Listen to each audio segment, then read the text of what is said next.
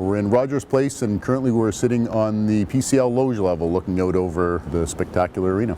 So the PCL Loge tables, PCL Loge ledge. So the idea really here is we think this probably represents hospitality in oil country better than anything else. It's a great vantage point for the show, in this case hockey. I've got some privacy, it's the right amount of people, but I can socialize with 800 people on this level. So this is Sky Lounge. Kind of a cool perspective. You're right up in the rafters.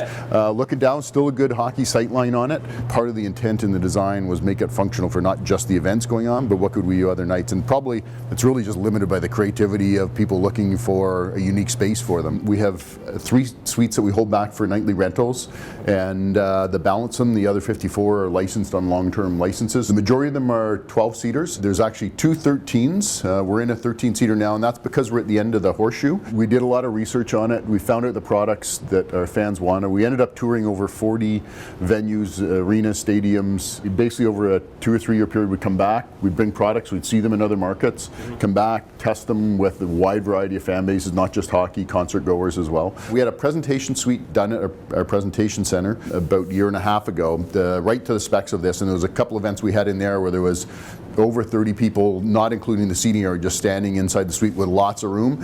That's certainly not a number that'll be achievable for suite hold just with code regulations, but it really gives a sense as there's a ton of room in these, and that's really one of the messages we got back from our suite holders. Give us entertaining space so we're comfortable in the seats and we're comfortable when we're back inside the suite pre-game or intermissions. There's 24 boxes here, and this is kind of a great example of, hey, I like what the suites are, but I don't entertain in groups of 12 or more.